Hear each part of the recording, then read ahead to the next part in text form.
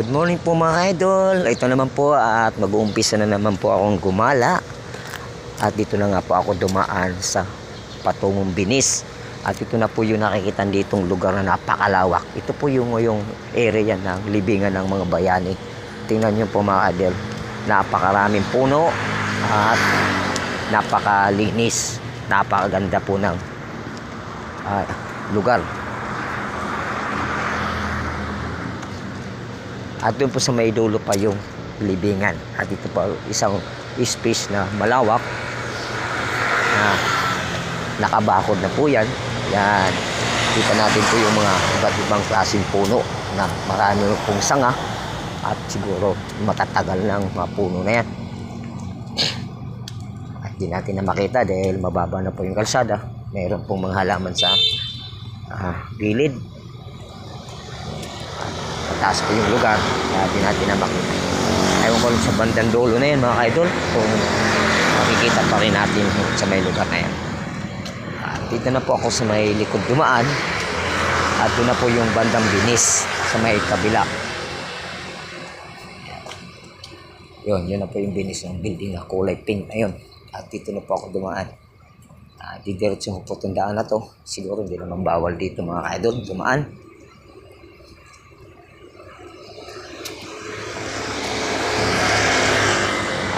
Alas 10 na po mga idol, napakainit na.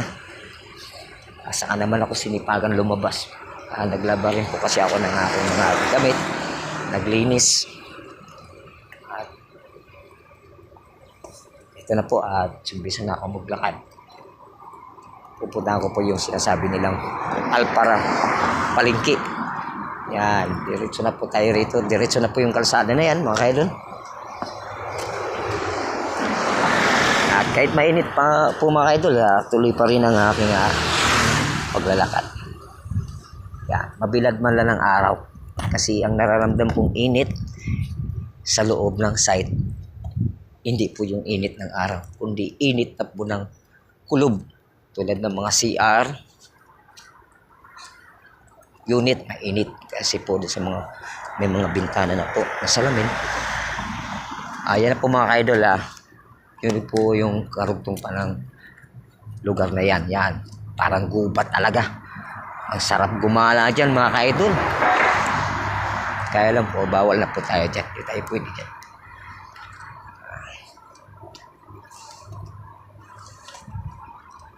At di ko alam kung saan diretso nito.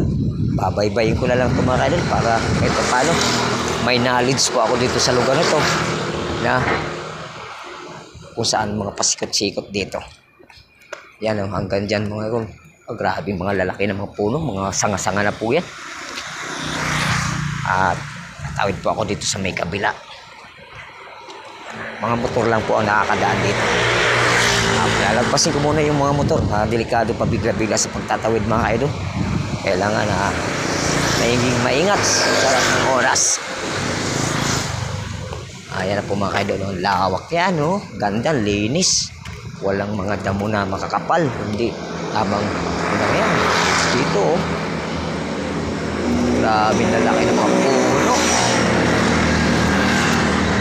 Ikutin ko po yan mga kaidol. Sige po mga kaidol, hanggang dito lang muna ang aking konting video. Thank you for watching. Good morning, Sunday po, October na po. Malapit na po yung beer. At mag-happy-happy na naman po tayo mga bawat family. Yan po, tingnan mo mga puno na po yung mga sanga-sanga na po yan. Yan. Hanggang doon yung highway na po yun sa may dulo na yun. Sige po mga idol, hanggang dito lang aking konting video. Thank you for watching.